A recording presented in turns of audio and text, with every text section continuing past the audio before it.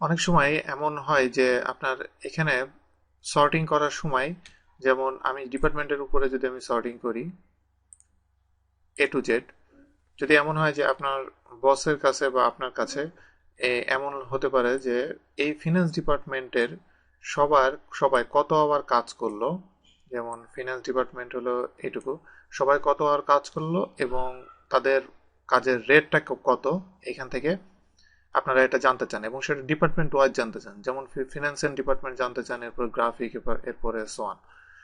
তো এটা যদি আপনি জানতে চান সেটা আপনি একবারে করতে পারবেন।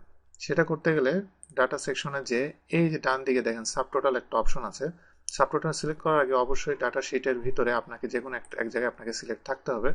এই অবস্থায় আমি যদি সাবটোটালে ক্লিক করি, তাহলে এখানে সে আমাকে বলছে যে আমি এটা কিসের উপর বেস করে, মানে কোন কলাম, যেখানে কোন কলামের উপরে বেস করে সে এটাকে চেঞ্জ করবে, মানে সে সাবটোটাল গুলা করবে, সেটা হলো অবশ্যই ডিপার্টমেন্ট, কারণ আমি department wise A to Z আমি শর্টিং করেছি।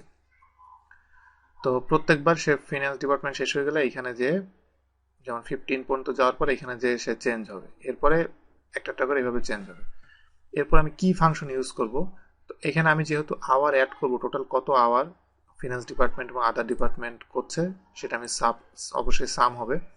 সাম হওয়ার পরে এরপরে আমি কি হিসাব করব, সেটা হলো আওয়ার হিসাব করব। তো এখানে যেটাই সিলেক্ট করা থাকুক এটা আমি রিমুভ করে দিয়ে এখানে আমি আওয়ার সিলেক্ট করলাম।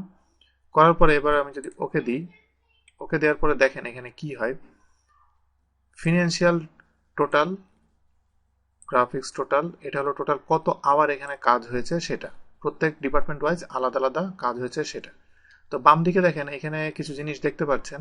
এটা যদি আপনার গ্রুপিং, আমার যে আগের আমি আগে একটা লেসনে আপনাদেরকে দেখিয়েছিলাম গ্রুপিং কিভাবে করতে হয়, ওইটা যদি দেখে থাকেন এটা অবশ্যই বুঝবেন। গ্রুপিং এর ভিতরে আমি যদি প্রথমে 1 ক্লিক করি তাহলে এখানে দেখাচ্ছে গ্র্যান্ড টোটাল কত আওয়ার এখানে কাজ হয়েছে। আমি যদি 2 তে সিলেক্ট করি তাহলে কোন ডিপার্টমেন্টে কত আওয়ার কাজ হয়েছে সেটা এখানে দেখানো হচ্ছে আলাদা আলাদা এবং গ্র্যান্ড টোটাল লাস্টে। আমি নাম্বার 3 তে যদি ক্লিক করি তাহলে এখানে যা আছে সবগুলো আলাদা আলাদা দেখাচ্ছে এবং এই মাঝখানে এইগুলা আহ, ভিতরে এইগুলা আলাদাভাবে শো করছে এবং এটা বোল্ড দিয়ে আপনি বুঝতে পারবেন সহজেই জন্য। এইভাবে আপনি খুব দ্রুত সাবটোটাল গুলা করতে পারবেন।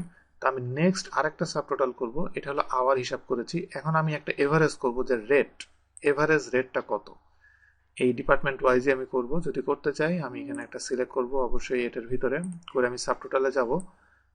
যাওয়ার পরে ডিপার্টমেন্ট ওয়াইজ ঠিক আছে, এখানে ফাংশন অবশ্যই এভারেজ হবে কারণ আমি এটাকে যেহেতু এভারেজ করব, আর এটা অবশ্যই আওয়ার হবে না, এটা রেট হবে কারণ রেটটাকে আমি এভারেজ করব। আর রিপ্লেস কারেন্ট সাবটোটাল এটা আমি উঠিয়ে দেবো কারণ আমি এটাকে রিপ্লেস করব না, এটা এটার ভিতরে অল এক্সিস্টিং থাকবে।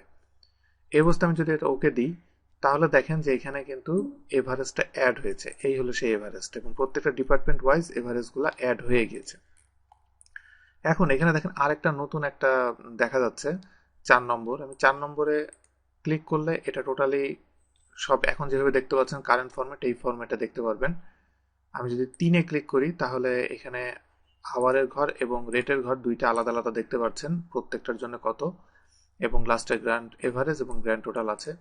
এরপর আমি 2-তে গেলে সবগুলো কলাপস হয়ে যাবে, কলাপসে জাস্ট আমাকে এই শর্ট ফরম্যাটে এটা শো করবে।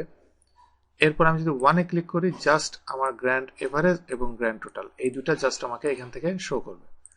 তো এই কয়েকভাবে আপনি এই ইনফরমেশনগুলো আপনি চাইলে এখান থেকে আপনি পেতে পারেন। এখন এখন এখানে দেখেন যে এটার সবচেয়ে বড় সুবিধাটা হলো যে আপনাকে বারবার যে সামেশন বা আপনার সাম, এভারেজ বা কাউন্ট এইসব যে ইউজ করে আপনাকে করতে হচ্ছে, এটা আপনাকে করতে হচ্ছে না। তো আমি আপনাদেরকে বলবো অবশ্যই এই যে সাব টোটাল এটা খুবই পাওয়ারফুল একটা ফিচার এবং এটা অবশ্যই আপনি সবসময় মাথায় রাখবেন কারণ এটা অনেক জায়গা আছে, অনেক ম্যাক্সিমাম কাজগুলোতে আপনি এটা দিয়ে কিন্তু আপনি করে ফেলতে পারবেন যদি চান।